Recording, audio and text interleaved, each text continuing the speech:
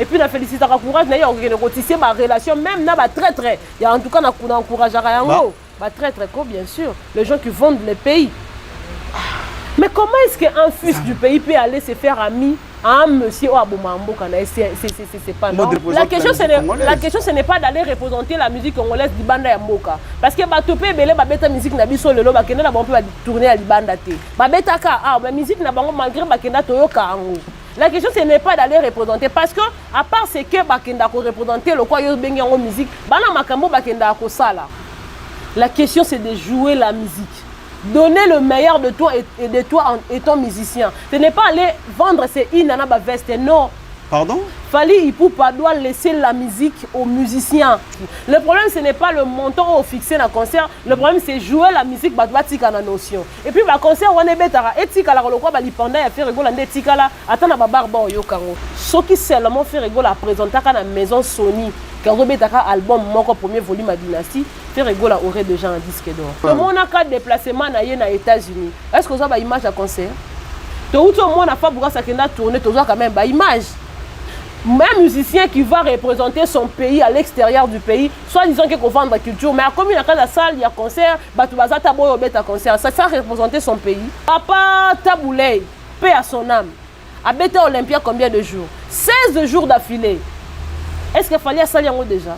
Non. Mais Jazz a annoncé cette fois. Lundi, mardi, mercredi, jeudi, vendredi, il fallait pour exactement. C'est un problème, mais avec quelle voix? Il n'est déjà pas fort en live.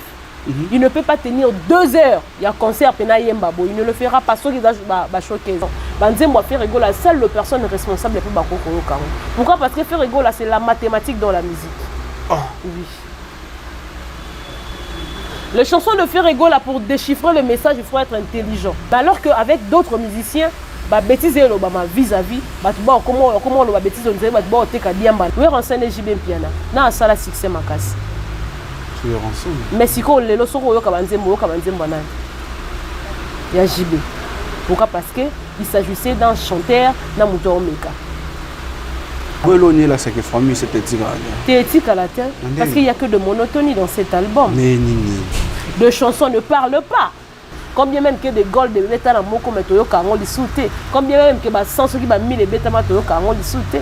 Mais on nous dit que non t'es bateau beau travail à faire bateau besoin de communication. Quand je dis communication, les gens c'est journaliste et au bozara. Bon bolina à faire égaux là. Mais entre bien mon qu'on dirait boyo kanezate. Problème on a ramené là. La carte à l'ibota n'est pas problème ezalaka. Pourquoi chacun veut prendre sa place? Mutu musuta musuta olinga la ksaba tukeyenda l'équibango. Mutu musuta olinga la ksaka ibango ba considérer bon te ba considérer kai. Et c'est que moi je vais demander ça juste kato se faire ba amitié, mais to se respecter mutuellement, c'est très important parce que nous tous les dénominateurs c'est comment se faire. Quand tu te dis que je suis communicateur ou communicatrice de Ferrego là, en tout cas tu dois respecter aussi les autres. Quand bien même quand binone surtout vous avez vous êtes vous-même, bon? Ouais. Oh. Mais il faut tout ça clair. Nous tous nous le savons, la communicatrice engagée, chargée de communication engagée à Ferrego là, c'est Laura Tendance. Personne ne peut les nier. Il y a Laura, il y a Tracy et Lisa, dans la carte de communication, il y a Trésor Congolo qui est dans le marketing et il y a certaines personnes au bazar dans la carte.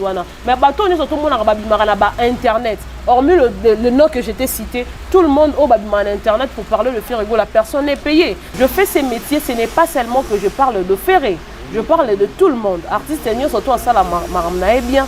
Sauf que je suis contre ces gens. On va monter à cabale pour déstabiliser les autres. On a qu'on dirait qu'on fait ça, qu'on zipa image à bande comme sous. Pour n'a qu'à y aller faut pas monaye. Alors tu as vu que ça n'a battu oh bah ça la cabale loin. Tu as vu que ça n'a battu oh ils sont arrivés même au point il y a payé bah journaliste juste car pour bah bimisaye na niveau moro na level moro boye bah ignorer bah misous. La maison Stelmach vous propose des prestations de qualité pour vos gâteaux de mariage, anniversaire ou autres événements. La maison Stelmach vous propose aussi des gâteaux personnalisés pour vos anniversaires ou autres. Contactez-nous au 06 63 30 36 83 ou encore au 07 81 83 15 74. Vous pouvez aussi nous contacter sur la page Facebook Stelmach.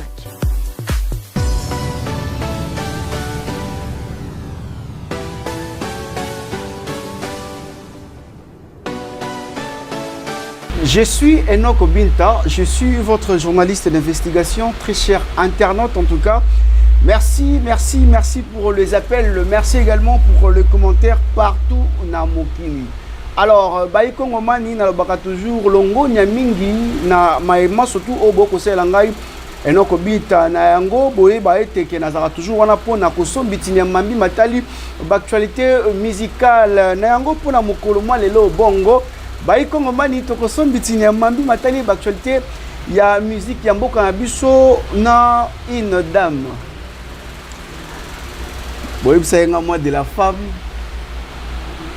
Na yambi basi trop te na baki non na suka fona sepelisa bato na ngai bato balanda ngai plus de 169 000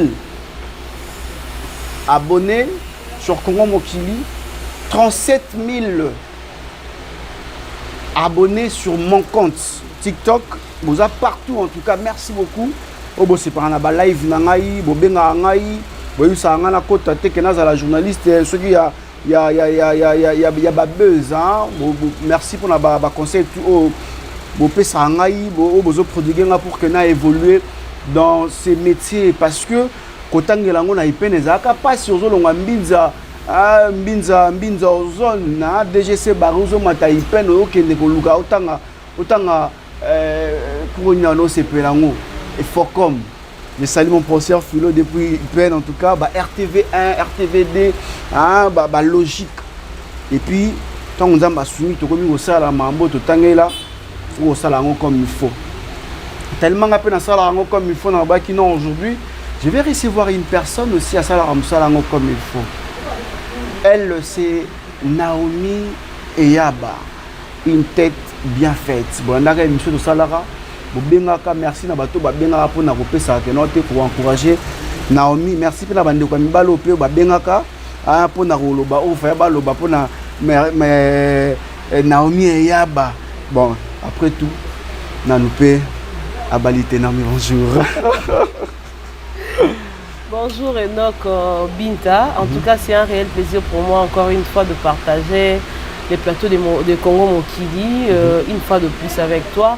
Je salue le patron de cette chaîne qui est Ado Yue. Et de là où il est, en tout cas, big salutations à lui. Moi, j'ai toujours dit que j'ai vraiment de l'estime pour ces messieurs. Il est maintenant ambassadeur. Il ne me connaît pas aussi personnellement. Mais c'est un monsieur au Natal à Kaming là-bas et Tando. Et puis j'apprécie vraiment ce qu'il fait comme métier. Et ceux qui photo Landaka, ce sont de personnes photo Landaka. Il y a de Charlie Prince, il y a tant d'autres journalistes au Sénégal de photo Landaka. En tout cas, je les salue. Voilà, et un grand merci à toi pour cette marque. Il y a confiance, paix, il y a considération. Et je salue tous les abonnés. Il y a Congo Mokili Télévision. En tout cas, plaisir Ezayanga. Je sais que je suis encore une fois la bienvenue dans la chaîne Nabilo. Voilà. Merci beaucoup Naomi Eyaba. Aujourd'hui, nous sommes à Masolo à Balabas. Nous sommes à Masolo à français femme. Après tout, côté actualité à musique en boka biso parce que vous allez encore oyo au chaka maele na pour na kolani la mametali musique au son de Tina Kano à telle actualité la musique. Naomi Eyaba, aujourd'hui tu es journaliste exactement. Moi de la femme Eyaba journaliste place d'une haut lelo la journaliste c'est à base baza occupé na monde na biso ya journalisme. Bon merci d'abord Enoch Binta pour cette question qui est liée à la femme. Nous sommes au mois de la femme bien sûr mais nazalaranga moso na vandi Kota l'année toko marana moi yango na journée yango ya le 8 mars où on célébra vraiment moi et la femme deux fois na mieux que la ramawa pourquoi parce que il y a encore peu de femmes qui ont compris l'importance il y a moi de la femme et de cette journée du 8 mars.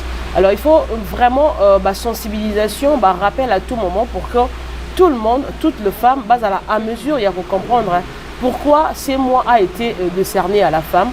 Pourquoi tu célèbres au fait c'est moi, il y a femme. D'abord, il faut dire que dans le mois de la femme, dans le mois, il y a droit, il y a femme. Oyo et sengeli na moi si ayeba, c'est quoi ba droit na ye? Moi si et sengeli ya salamini. Combien même quand Dans la société, oyo lelo basi bakoma kozwa pe moi part, bakoma pe kozwa pe maloba. Aujourd'hui, moi sur ces plateaux, je suis une femme. Au Pessinga lelo maloba na loba étant une femme, natapé moi oyo kona koyiko loko baksa loko là quelque chose en ce qui concerne c'est moi. Alors il n'y a l'accès que toza vraiment pe na place d'importance na katia société. En parlant de journaliste, il y a basi na katia moi oyo. Peu de journalistes, il y a basi bon sala musala na ndenge sengeli lokola ba journaliste na kombo ya ndenge zaleli. Parce que le travail d'un journaliste c'est d'ako panza sango. D'abord c'est collecter les informations, venir traiter et puis rediffuser en haut. C'est ça d'abord le rôle d'un journaliste. Et aussi au quotidien des gens na katia ba chronique. Alors ba journaliste ebele lelo tant to beta lisolo ya ba journaliste ya basi, il faut toujours ka mingi na ngambu.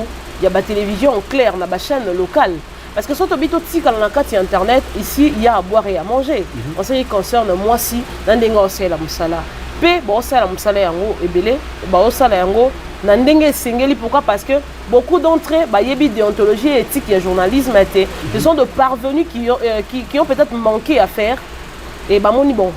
Donc, il y a pour les internet. Donc, il y a pourquoi? Parce qu'ils sont dans le monde, il y a bana, là-bas, il n'y a pas de réglementation. Quand bien même que le dirigeant, topé le propriétaire, il y a YouTube, topé il y a Internet, il n'est pas visible le messie en question. Alors là-bas, il n'y a pas de réglementation. Tout ça, l'autorité, ça là. Il y a un autre monde qui est lelo, bavir et côté trop dans le cadre de journalisme. Le femme, au lieu de ça, il y a quoi informer Batou, à ça la relais entre le personne publique et le public qui les suivent. À comment il y a beaucoup plus que ça là, délire. Soit il y a Lukami Bali, soit il y a ça là, insulte. Comment il y a un règlement des comptes. Et très souvent, ce sont les femmes qui les font.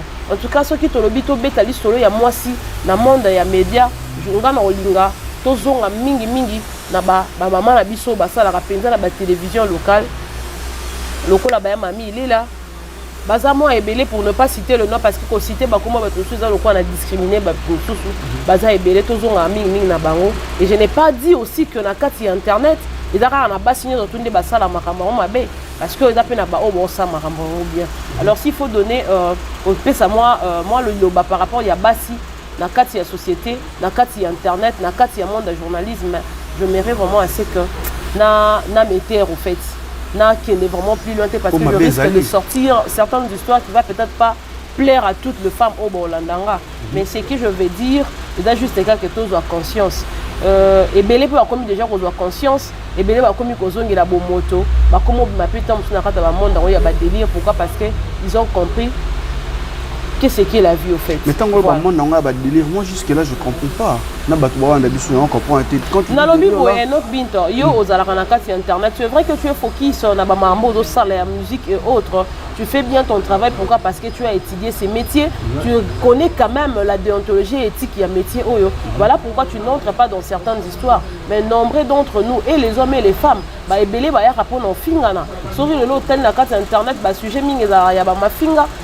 vas voir que non, quelqu'un qui est accroché à un artiste ou à une personne publique, alors que ce n'est pas ça ce métier. Les autres ont besoin d'un métier, les vérités sont pour autant léser quelqu'un par insulte.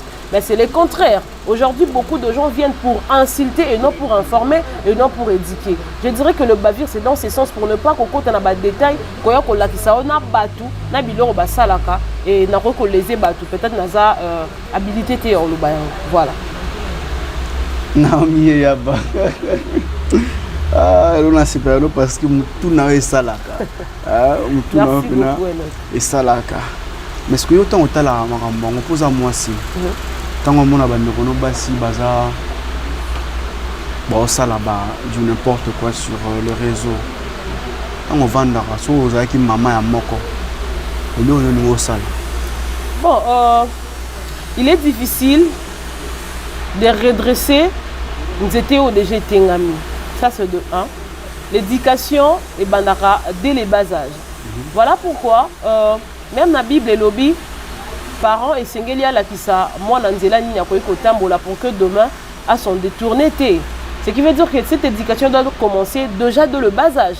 Moi n'attends à ça mon qui est aux laxaïk, bah fait saramboté, bah finga raté, bah zone saraboété, considère le papa et abattu surtout le coup la papa nayo considère une maman, la maman na yo, peu importe sa qualité, peu importe son statut, il faut reconsidérer. Bon, déjà tu as instruit ton enfant que ça la rabo. Déjà l'enfant a la notion. Nous autres, tout ça, la bêtise, pourquoi? Parce qu'on a reçu de bonnes éducations dans la famille. Voilà pourquoi. Ngamoko déjà avant na sala likambu, na sala ka rétrospective, na lukana yeba d'où je viens, na famille nanga tozaki ndenge nini. Est-ce que mambo non parce que tant to sala mambo yo, ezaka bato bolanda biso na ndete oto yebite. Il y a même les gens de nos familles qui nous regardent. Alors nous sommes censés ko sala yango bien. Ceux qui n'azaki peut-être maman ya batuana en tout cas, je ne sais pas ce que je pouvais faire parce que les locaux non et comité. Ça va payer ça et il y a le retombe c'est combien alors quelque chose qui n'est jamais arrivé. C'est moins difficile pour nous payer ça et il y a nos langues mais nous payer ça juste un conseil et que Luka va voir ses moyens en zone ça moi la droiture bien que ça sera un exercice si difficile. Pourquoi? Parce que à Tengama déjà. Voilà. Mais Naomi quand nous allons baboyer mounier batebele pe babengi ngai babi Naomi tout na esalaka na mazara maele. Mais pourquoi aujourd'hui Naomi yaba on a trop focus na mamka ya Ferré. Donc quand on parle de Ferré on voit Naomi yaba. Tandis que tu fais la chronique musicale tu khaloza la ya batunyo so toujours moi à tes places on appelle na ngam na yepe que non ezamo ko tengam. En tout cas, cette question, depuis un certain moment dans je ne vais plus répondre à cette question. Mais comme opposé avec le respect et l'estime que j'ai pour toi, je vais quand même tenter de répondre. Je suis journaliste de formation, je fais l'IPASIC et Natangela qui est en classe. Aujourd'hui, les gens se posent des questions, pourquoi seulement Ferré? Alors moi aussi, je vais leur poser des questions, pourquoi pas Ferré? Parce que c'est un artiste Yambo Canabiso. Je fais ces métiers, ce n'est pas seulement que je parle de Ferré. Je parle de tout le monde. Artiste surtout à ça la maramnae bien, dans le maramnae. Sauf que je suis contre ces gens. Au bas montara cabal pour déstabiliser les autres. On a qu'on dirait qu'on fait ça, qu'on zipa image à bande comme sousou. Pour n'a qu'à y aller faut monaye. Alors toyebi que ça n'a battu oh basala bakabal wana. Toyebi que ça n'a battu oh ils sont arrivés même au point il y a payé ba journaliste juste car pour ba bimisaye na niveau moro na level moro boye ba ignorer ba misusu.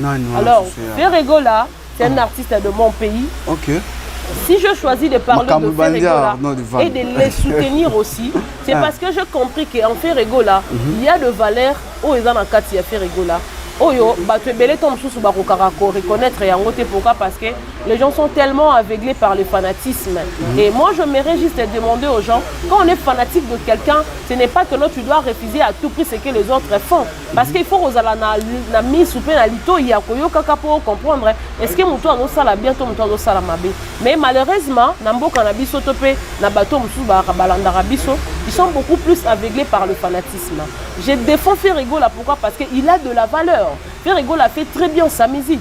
Il défend la musique congolaise comme il faut. Et il défend la rumba Yambo Canabiso. Azali Mutu Oyo, Azali qui n'a ma kolo ya grand. Et puis Lelo Azar repère pour na grand wana, Azar relève. Il a utilisé ces gens comme repère naye, musiciens éminents qui ont marqué l'époque, musiciens éminents au Salama Kamolelo, même s'ils ne sont pas là, leurs œuvres parlent à leur place. Tu vois? Alors, tant que nous avons la défense, il y a bongo. Aza ko vendre valablement culture Yambo Cannabiso avec de la bonne musique, avec il y a bien donc connaissance dans kata mambo sala. Pourquoi pas le défendre? Pourquoi pas les soutenir? Mais cela ne veut pas dire que le quoi on soutient Ferré Gola, je ne peux pas parler d'autres musiciens, non. Muto sala mamne bien la bête la kaima beaucoup. Et puis Muto sala mabe na lukana yebisa que ici tu as mal joué, il faut faire ça, il faut faire cela. Voilà. Mais quand tu as dit valeur autre pas Ferré Gola. Quelles sont les valeurs autres pas Ferré Gola, mais pas Missem se trouver? Ne pas Ferré Gola par exemple. C'est quelqu'un qui a botama na musique. Déjà, quand quelqu'un fait des choses où il a inné, na mutu a quoi apprendre un mot, ils sont différents. Les autres dans la musique, attendent na ina. Mais négocier la musique, on comprend que ayebi kate. Malgré ina o yatanga. Les autres que Cindy de Kia fruit à Ina, à d'autres défendre à Ina, oui. Mais ce rôle de Cindy de Kia, tu vas comprendre que dès au moins elle avait déjà la musique en elle.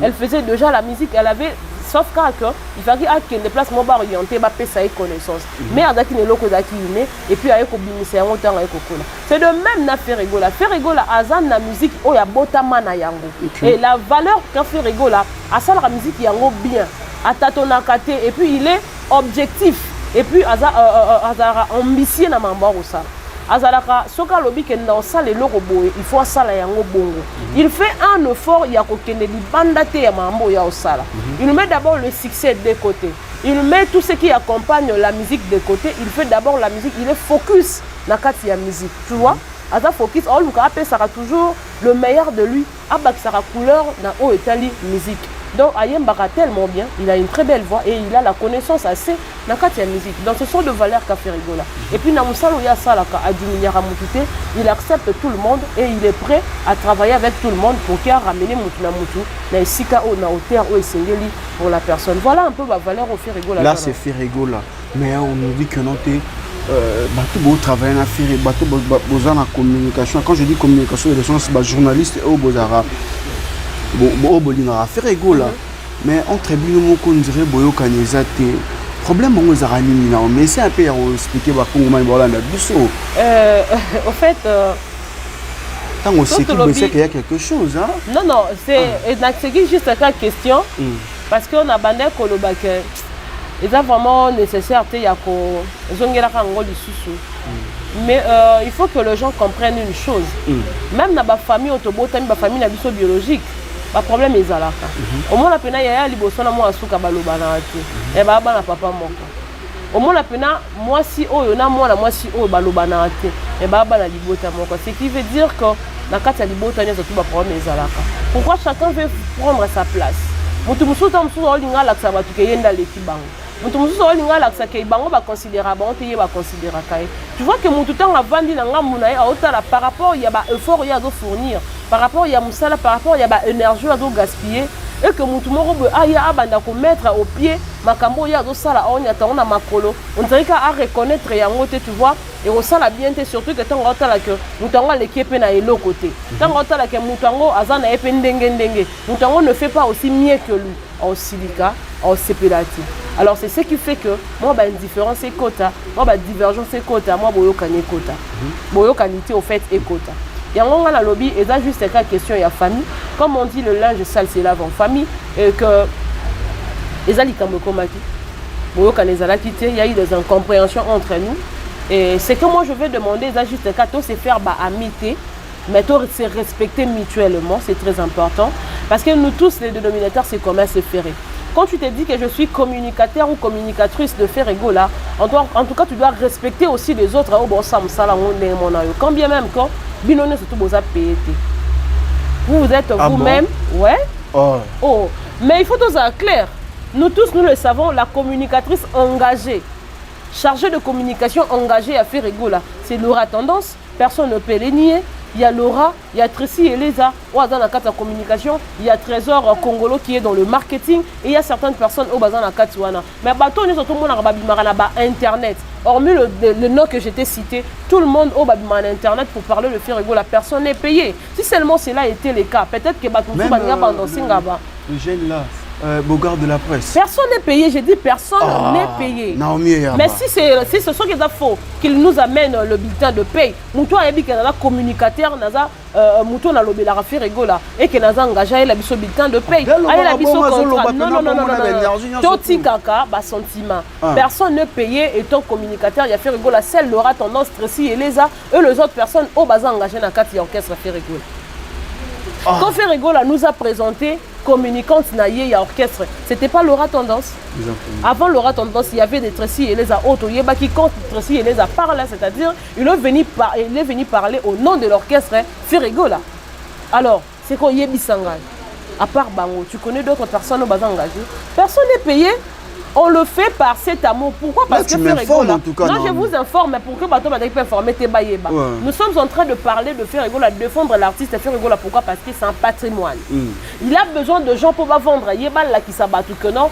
Voilà, nous avons un artiste congolais Ferregola qui a du talent et un talent qui est vrai. Alors il a besoin ya batuba ye bayango. Nous devons valoriser la culture de notre pays. Alors s'il y a des gens qui valorisent très bien la culture de ces pays, il y a de Ferrigo là qui figurent parmi. Alors il faut to luka to tika ko nié, to peut to tika ko ça le kuta na kati ya batu to défendre ma vraie valeur. Voilà pourquoi on a choisi de défendre Ferrigo là. C'est pas parce qu'on le payait. Non, mon Ferrigo là ne me connaît pas.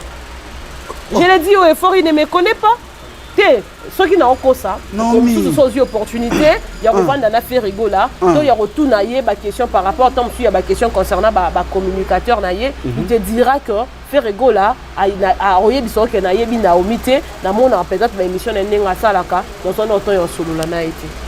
Tu vois? Pourquoi on le fait? C'est pas pour avoir de l'argent. Si seulement c'était pour avoir de l'argent, on allait peut-être se chercher dans autre chose.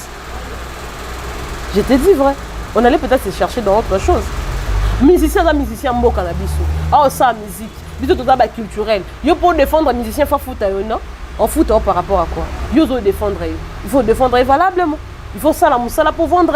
Tu dois vendre artiste et faire rigolo non seulement pour mbo cannabis, non seulement pour la Congo. Tu dois vendre pour que aille bana partout. Parce que avant, netika la musique il y a des étrangers comme qu'on doit place à mboka. Aux hommes que tu vas vendre, on va peut-être faire, peut-être Fali, peut-être la mission, on va pour faire Davido, excusez-moi, pour faire Don Jay-Z, pour faire Shakira, pour faire P-Square na mboka oyo, Econ na kata mboka oyo, alors que biso moko to zape na ba musicien talentueux, on va peut que ça la mieux que artiste wana. Alors, le coup la culture wana et comment on s'imposer na kata mboka na biso. Alors, il était maintenant question na biso bato to yé, to za ba culturel. Un peu côté les mains pour vendre l'artiste vous ne pouvez pas seulement faire confiance dans les musiciens étrangers. Ici au Congo, nous avons aussi des musiciens oyo ba yebi musique bien, oyo défendre la musique bien, oyo baza couper sa valeur na rumba mboka na biso. Tu vois? Donc c'était ça. Je n'ai pas besoin de foutre un bon pour la musicien, non. Ceux qui n'ont pas de musicien dans le talent, ceux qui sont lobby dans non, on le barre comme va faire rigoler. Mais deux fois ici, je parle aussi de Koffi Olomide. J'ai deux fois aussi ce que Koffi Olomide fait. Album légende. Moi, je suis parmi les gens aussi qui ont poussé les gens à envoyer album légende. J'ai aussi fait en quelque sorte marketing et album légende parce que j'étais toujours là en train de vanter Koffi Olomide étant un musicien légendaire. Est-ce que Koffi Olomide me paye? Non. Deux fois, je parle aussi d'autres musiciens. De Weranson, de JBM Piana Papa Chéri. Tant que tu as solo à balle de match, quand déjà je viens d'attendre un mouvement, peut-être un micro, moi et lui ensemble, on a fait la promotion de ces musiciens. Est-ce que ces musiciens m'ont payé? Non, on n'a pas besoin de recevoir de l'argent pour que tu aies la musicien. Mais bah, prime de tout le monde, l'artiste et le musicien, fallait ça, on a bandé comme sur la chroniqueur, chez vous aussi, les alors. Non, fallait payer à musicien, journaliste, pourquoi? Parce que l'idée était, il y a qu'on mettre de côté les musiciens, on vendre. Comment ça? Mais oui, je te dis ça. Comment est-ce qu'un musicien peut commencer à payer un journaliste qui n'est pas son attaché de presse? On ne paye que son attaché de presse. On ne paye que ma presse au bazar engagé dans 4 orchestres. Non, foot à bango. Comment est-ce que toi tu peux payer quelqu'un, un journaliste qui fait son métier, qui est en train de valoriser peut-être culture, yambo cannabiso, yo foutaye pour allober la caillou. C'est que vous avez corrompre bango, comme ça bango batunayo pour détruire batou moussou. Parce que dans la journaliste moussou, bako tanga comme ya faire na ndenge ya bien té et d'autant plus que Azarana fali pourquoi? Parce que il est payé. Il y a un moment ba ken piana matin midi soir ba finga faire ba nati le collé ba ndimara jamais ba Koffi Olomide ba ndimara jamais ba faire ba baza ebele ba Valdi Tambwe ba Vincent Tulis oh lelo a changé langage vis-à-vis na faire rigolo. Mais avant c'était difficile pour lui d'accepter ce que fait rigolo a fait comme métier. Pourquoi? Parce qu'ils étaient payés babo ya rabatou sousou. Alors on ne paye que celui qui est ton attaché de presse ou celui qui est ton communicateur ou a engagé un journaliste au co payé, un journaliste va payer sa coupage par rapport au travail abattu. On ne paye pas un journaliste, tu vas le payer en quelle qualité? Qui est ton attaché de presse. Et toi tu me confirmes que à Fouta Bango, sur à Fouta Bango, c'est pour battre la campagne à Mabé. On repère sa motivation pour la nini, pour lobby. Non, motivation. Yoka Ernini musicien il faut Fouta journaliste. C'est quand il a besoin qu'on fasse la promotion de son produit. Nous on peut sa journaliste. Moi coupage n'a pour ça il a promotion. c'est quand on organise une conférence ou un point de presse, on déplace les musiciens à cause de la besoin, il y a au foot à journaliste et coupage pour accéder Moussala. C'est quand on veut faire la publicité de ces produits, les musiciens au foot à journaliste. Parce que yo au foot à journaliste pour nani. Quand après il y a qu'on vanter aux patrimoine. Aux amoutous à valoriser culture et à cannabis, nous sommes appelés à accompagner leurs œuvres. Ce qu'on fout en rapport. Je pense que ça comme au foot en c'est comme au tinda ngai que fingara batu ça marambo nga non sala ils a bien il y a fingara batu il y a au foot en mais au cas contraire on ne paye pas un journaliste comme ça. Parce que le nom de Fally te dérange. Non, ça peut pas me déranger, c'est un artiste de mon pays, ça va me déranger à quoi? Ils ont makambo mabe ou ya sala kande dérangeant. Net il y a foot ba journaliste pour ba fingila hebat. Ah mais oui, la plupart des journalistes qui parlent de Fally ba lobela batu sont bien teints. Est-ce que yo est bien aussi? Car à Moutou a une relation est bien. Mutalika sur le bel affaire rigole non? Mutalika sur le bel affaire. Bah oui, exactement. À dénigrer affaire et toi le bel affaire. Est-ce que tu as suivi la récente émission de Mutalika? Il n'a pas parlé de bien affaire. Il n'a pas parlé en bien affaire rigole non? Mutalika ne parle pas de faire. Bah de fondara Fally. C'est clair et net. Moutou de toi il est bien gros. Il y a un garçon là aussi qui. Il y a un garçon. Wechi, c'est Wechi. Alexis Wechi. Ouais. Quelqu'un qui ne fait qu'insulter. Quelqu'un qui est arrivé juste au point, il y a Ofinga, artiste et musicien local héritier Watanabe Mapeka Solo. Afinga héritier à Melara Diamba. Avant dans la place à BNT. Pour eux, c'est Fally qui est le numéro 1. C'est Fally qui est bien positionné. C'est Fally qui est stable en tout et pour tout.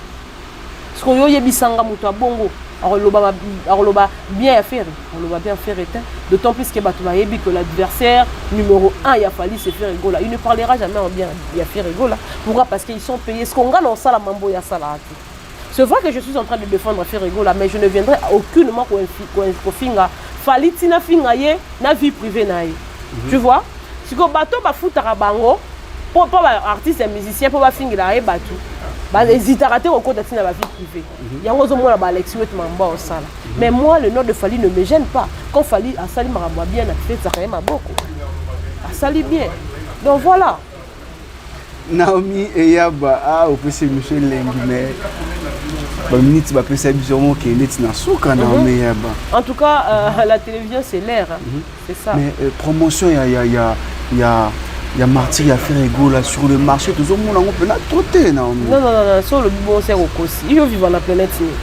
Il vit dans la planète. C'est une question. Non, le bateau, on a le bateau, en tout cas, je vous demande, ils ont la planète Terre. C'est comme si vous s'envolez déjà. Ferrigo a annoncé qu'il Martyr en décembre passé. Le concert, il y a stade de. En fait, à l'Oba qui n'a pas tout cœur, on a un stade de Martyr, là, juin, le 24 juin. Mais dans le lancement de la campagne, proprement dit, Ferrigo n'a encore rien fait. Mais jour quand il y a le qui n'a pas tout cœur, on a un stade de Martyr le 24. Il y a un moment où il y a Gaulois, il y a Ferrigo là, il y a une campagne. Donc campagne, il y a Ferrigo là et Banda, sans même il y a un bandi campagne. Bagolo ça après campagne, bandera les omata, au moins on a salle de déplacement pour Brazzaville, les gens qui n'appellent il y a Bagolo, on va bien pour nos salles la promotion, ce qui veut dire que promotion ils ont ça là déjà. Et là que tika les accords à faire Rigola aya a calé la stratégie ouvertement que non on va marcher comme ça, on va faire ceci, on va faire cela, tu as un sponsor tel, tu as la banane tel, tu retambola boy. Mais dans ndenge tali promotion qu'on peut s'abattre idée à stade de Martyr, Bagolo déjà bon ça là, voilà même pourquoi il poser la question. Si c'est moi on parlait pas de ce stade de Martyr, il pour nous doit poser la question on a été concernant le stade de Martyr. Mais ce que poser la question on a c'est parce que vous aurez quand même que histoire et bêtement. En tout cas, je dirais que promotion il y a stade de Martyr, c'est vrai que Ferrigo l'a lancé en non officiellement mais dans Gambu il y a Bagolo bon ça là déjà. Dans chaque jour dans un appel, il y a un bateau pour proposer d'abord le kabati na mambo on a bon il y a billet, il y a déjà une personne qui avait déjà envoyé son argent pour le billet à concert et là dans bateau ça déjà réservation il y a place. Il y a hôtel pour un concert on a un stade de Martyr ndenge boye là anakin. Ce qui veut dire que Makamodo ça là déjà ils ont sauf car que Ferrigo là a lancé campagne incessamment bateau bon ça là on nous ont informé par rapport il y a ma stratégie comment est-ce que ça va se passer. Donc c'est ça au fait. promotion est ça là pour la promotion est ça est-ce que yebi ke banzembo peut tambola na promotion aujourd'hui bato bazolo bakeno faire dynastie les apena boenacé mais à part ka bizorbi na ba TikTok nezo beta na mieux là-bas. Moi j'ai toujours l'habitude de dire aux gens ezalaka période par période. Dynastie volume 1 et Bimaka le 25 mars 2022 et comme ici déjà une année dans le terrain, ce qui veut dire que continue déjà à consommer en gros et comme ici pourquoi parce que achat déjà salami et je vais même te dire que ceux qui seulement fait rigolo à présenter à la maison Sony quand on met un album mon premier volume à Dynastie fait rigolo aurait déjà un disque d'or. Mais ce que mon monique quand on soit disque pourquoi parce que album Dynastie deuxième volume et ça supplétif il y a album Dynastie premier volume parce que tant à présenter à la maison Sony à l'obaki na bango bêta 2 albums donc 2 volumes.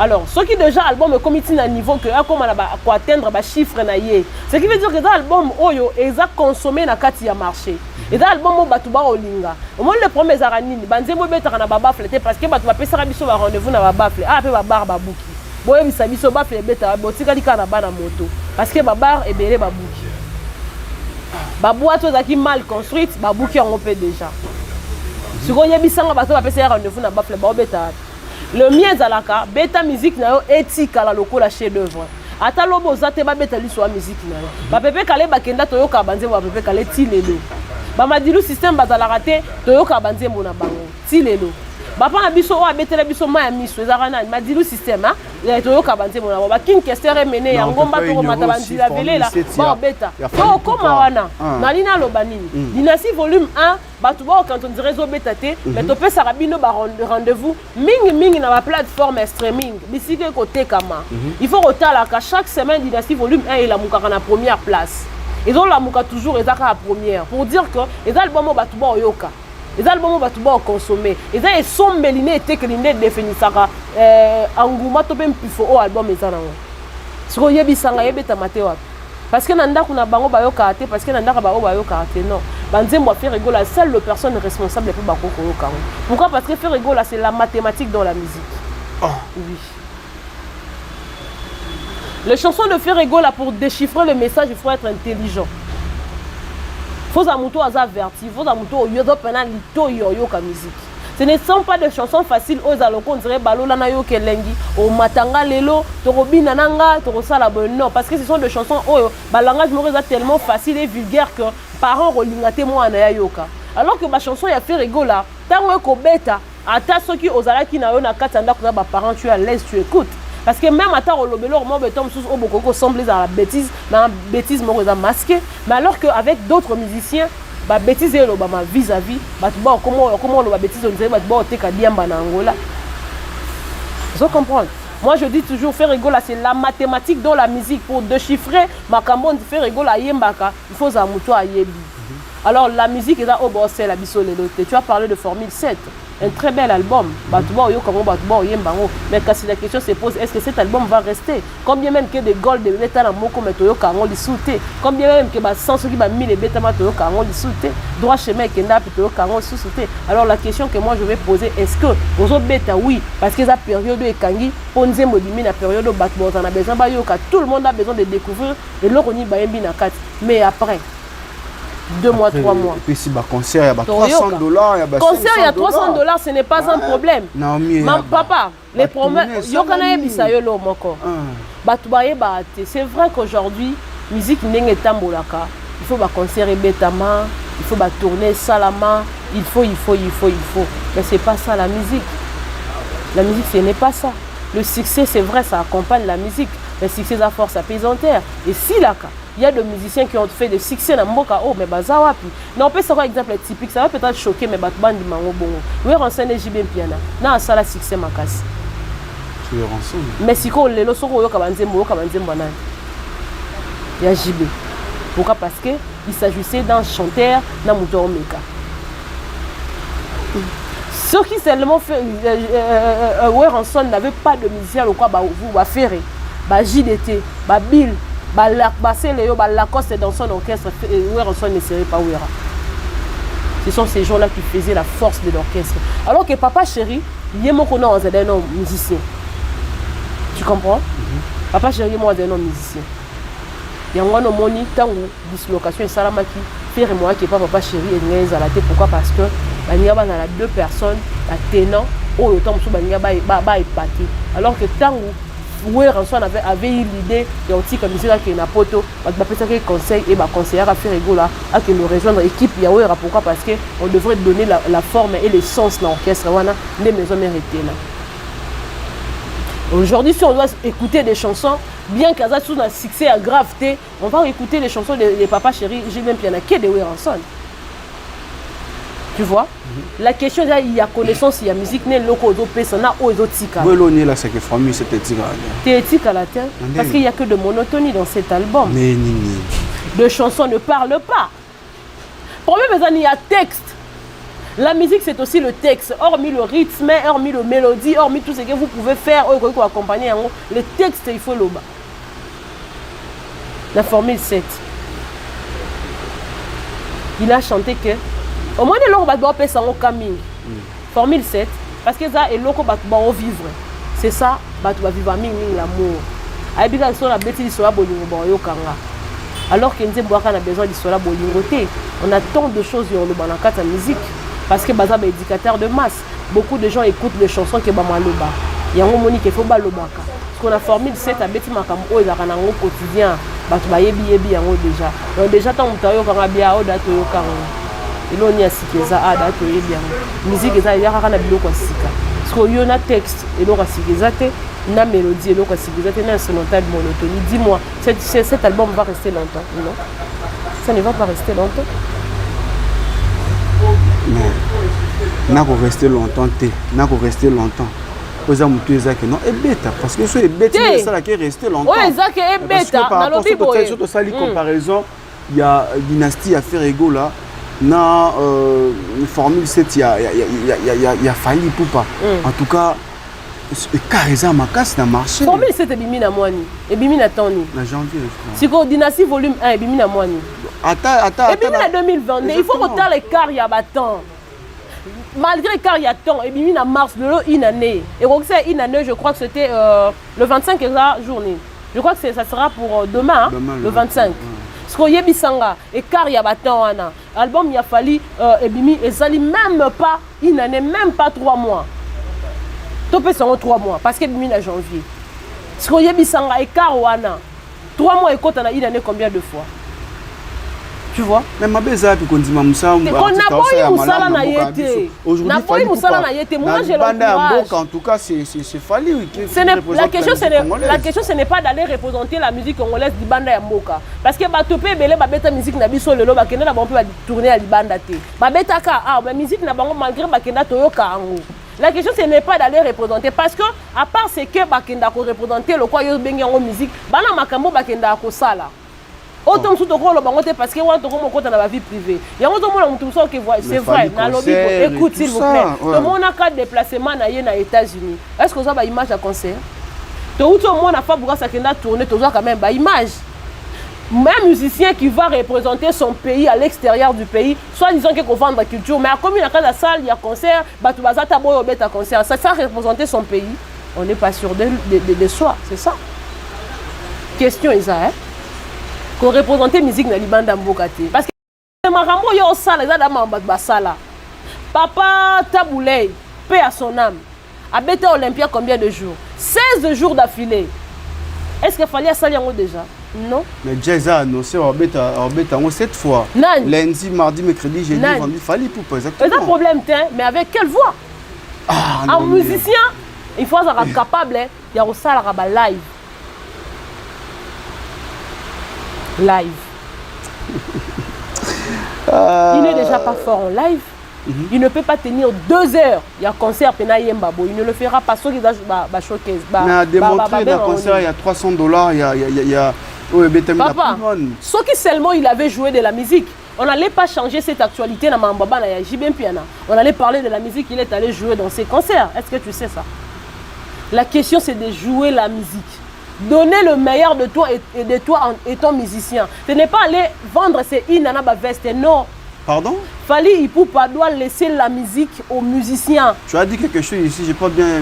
Il est allé vendre ses Ina et ses vestes, c'est ça. Ses vêtements, vernis, c'est ça. Les vernis noirs, faire voir aux gens, parce qu'il était contraint de faire la publicité de ses vernis, initier les gens à mettre ses vernis. Pourquoi? Parce qu'il fallait signer ce qui, en tout cas, ne m'introduit pas dans ce monde d'atotique à la musique. Kaka. À Betty Musique, il y a malongate. Comment est-ce qu'un musicien à Betty concert, il y a $300? Au lieu de faire solo, il y a concert de musique et beta makikuna. Bon, betali solo, il y a bana et agi même puis il y en a qui participer. Le problème ce n'est pas le montant au fixé dans le concert. Le problème c'est jouer la musique, bah tika na notion. Et puis le concert on est beta etika la kolokwa ba lipanda ya faire rigola ndetika la atana ba barba yo kango. Quand tu fais un concert, na baba rebeta maraté et puis tu te dis que non beti concert. Non, ça c'est pas la musique ça. Voilà.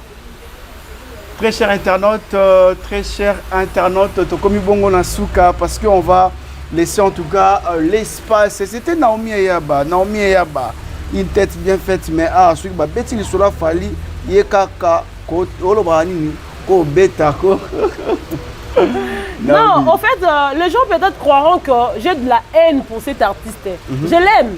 Je l'aime bien par rapport à son courage, par rapport à ce qu'il y a ailleurs dans le monde de la musique. Awa, ezali bongo internet, ba te belé ba musicien lelo, ba comment on a toujours na carte internet. Pourquoi? Parce que ba yebi que internet ne indus et la première personne ya okoti ça ba musicien na biso na monde pour que mon autant âgé que internet ils ont fait ça moi level. C'est Fally, en tout cas je le félicite dans ce coin. Et puis la félicite à courage d'ailleurs que notifier ma relation même na ba très il y a en tout cas na encourage à yango. Bah, très court, bien sûr. Les gens qui vendent les pays. Mais comment est-ce qu'un fils du pays peut aller se faire ami à un monsieur Aboumambo? C'est pas normal. Merci beaucoup à vous tous qui nous avez suivis. En tout cas, c'était là. Naomi Eyaba, je ne sais pas si vous avez aimé ce que j'ai donné comme message ici. En tout cas, le propos tenu n'engage que moi.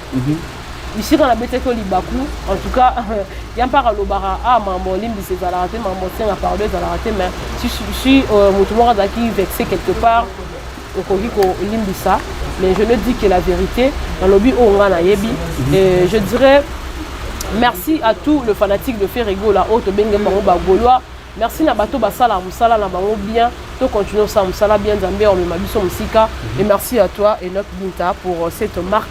Il y a confiance et il y a considération encore une fois. Merci beaucoup, très cher internaute. C'était là Naomi Eyaba. Hein? Elle est également journaliste et puis communicatrice de Ferrego, là, exactement. Je suis journaliste et je défends le bonne valeur de musicien. Et surtout Ferrego, là. À l'instar de Ferrego. À l'instar de Ferrego, là. Voilà, quant à moi, j'ai dit un grand merci à son excellence, Monsieur l'ambassadeur Ado Oyu. En tout cas, félicitations à notre PCA. Il est maintenant ambassadeur de la jeunesse congolaise. Un grand merci aussi. Hein. Mais il ne faut pas... Ah, bon, ça n'a qu'à un grand défi relevé. Cause l'ambassadeur, oui, et ça combo kaka ambassadeur. On va parler de ça. Il faut vraiment y que cette jeunesse a vraiment besoin d'un bateau. Il faut pas y avoir il faut pas ça là. En tout cas, c'est une lourde charge. Qu'on dit maïngo kaka épée sa valeur, mais ça les aide. Voilà, merci beaucoup. Je disais un grand merci à monsieur l'ambassadeur Ado Youé. Grand merci aussi à l'espace Papessi Bisso pour que tout ça, l'espace La Payotte sur l'avenue des Arts. La direction, il y a province. Un grand merci aussi à la grande dame depuis Belgique, Maman Fanny Bongongo. Hein, Maman Fanny Bongongo, en tout cas, big up depuis Belgique. Papa Kadi Kadima, 10 000 carats. 10 000 carats, un patron qui se respecte.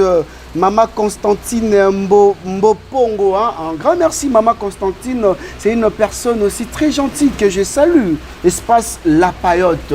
Sans oublier depuis Paris, Maître Tigre Makan dans le Grand Mukomboso, le Poutine, l'homme des statons 2, 3, 4 est réservé depuis Paris, je te salue. Sam Koukou le nécessaire, Nambaltan. Maman Fatou Ilunga depuis Paris, je vois comme ça le boss Willy Mouchen, Willy Mouchen Kodiambo. En tout cas, merci beaucoup pour les conseils et surtout, remarque au Salanga Mikolo, Willy Mouchen, merci beaucoup. Alors pour finir, c'est là où repose mon cœur depuis quelque part. Elle, c'est Nadette Eboma Kou Mabolia, là où repose mon cœur en tout cas. Big up à toi, hein, une femme exceptionnelle qui reflète l'image de point d'interrogation. Quant à moi, je vous dis une fois de plus encore, bye bye. La maison Stelmach vous propose des prestations de qualité pour vos gâteaux de mariage, anniversaire ou autres événements. La maison Stelmach vous propose aussi des gâteaux personnalisés pour vos anniversaires ou autres. Contactez-nous au 06 63 30 36 83 ou encore au 07 81 83 15 74. Vous pouvez aussi nous contacter sur la page Facebook Stelmach.